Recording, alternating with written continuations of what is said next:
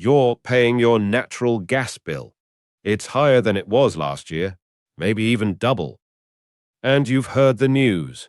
America is swimming in natural gas. We're the world's largest producer.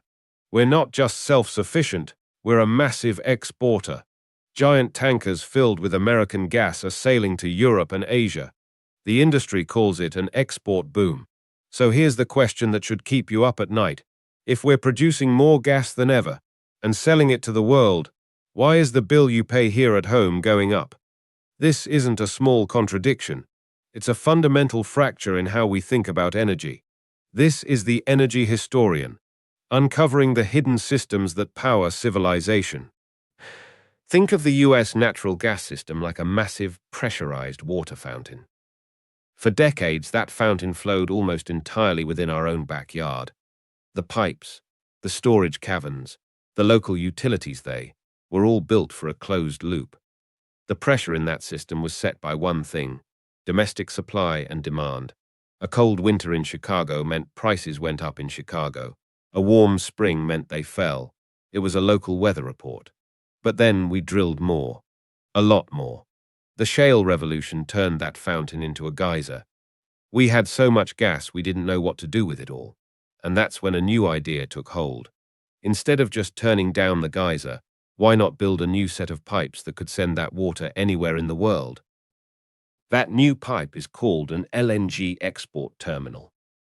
LNG, liquefied natural gas, is just gas supercooled into a liquid, so it can be loaded onto a specialized tanker. The first major US LNG export terminal, Sabine Pass in Louisiana, started shipping in 2016. It was a trickle. Today, it's a flood.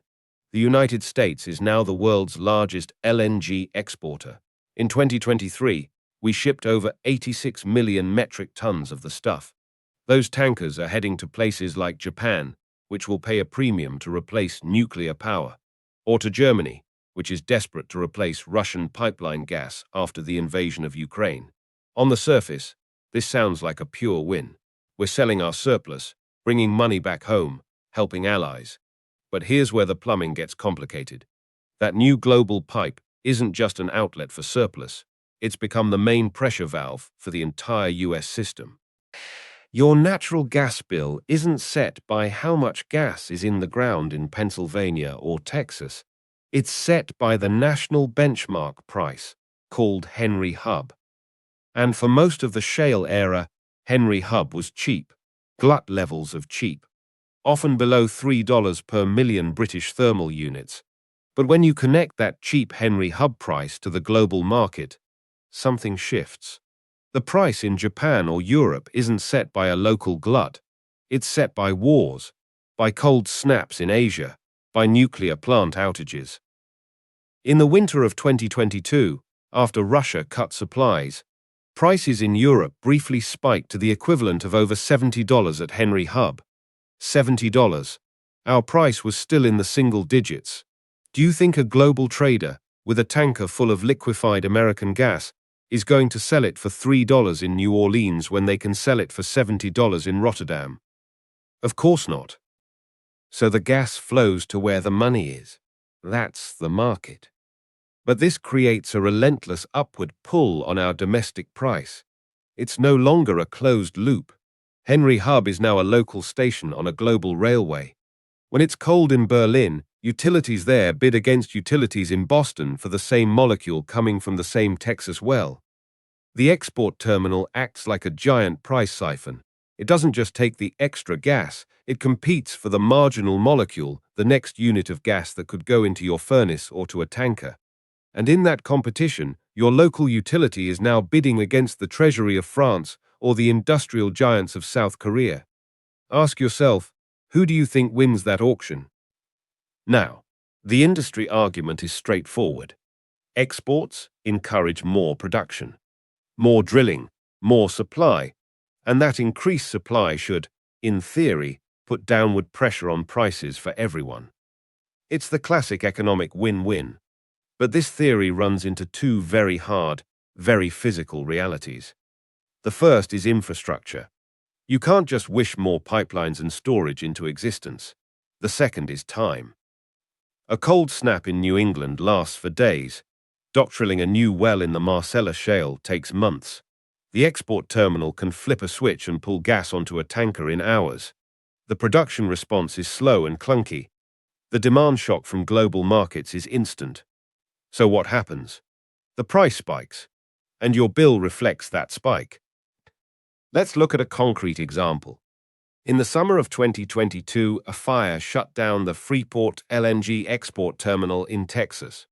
Overnight, about 2 billion cubic feet of gas per day gas that was destined for global markets was suddenly trapped in the United States.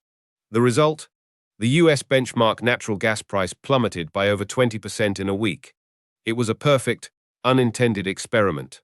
Turn off the global siphon, and domestic prices fall dramatically. Then, months later, when Freeport started to come back online, prices began to climb again. The signal was unmistakable. The export capacity wasn't just a release valve, it was the dominant price setter. Your home's heating bill was now directly tied to the operational status of a liquefaction plant on the Gulf Coast. This is the core of the paradox. We built this system for one world, a world of American energy independence defined by abundant cheap gas at home. But by building the export terminals, we voluntarily plugged ourselves into a different world, a world of globalized commodity markets, geopolitical strife, and intense competition. We gave ourselves a massive new source of demand that has an almost infinite appetite when prices are right. And that new demand doesn't care about a blizzard in Michigan. It cares about an LNG tanker's journey to the Netherlands. So the old domestic signals, the weather, the storage reports are now just background noise. The dominant signal is the global price. There's another, quieter layer here. The very act of exporting gas changes the risk profile for everyone left in the domestic system. When gas was cheap and plentiful, utilities could buy it on the short-term, spot market without much worry. Why lock in a long-term contract when prices are always low? But now, with exports creating volatile price spikes, that's a dangerous game. So utilities are increasingly hedging their bets. They're signing longer-term, more expensive supply contracts to avoid being caught in a price spike. And who do you think pays for that insurance premium? You do. It's baked into your bill as a purchased gas adjustment. The volatility created by the global market leads to higher fixed costs in your local system. We framed this as a simple story. We have extra gas, we sell it abroad, everyone wins. But that story ignored the physics of the system.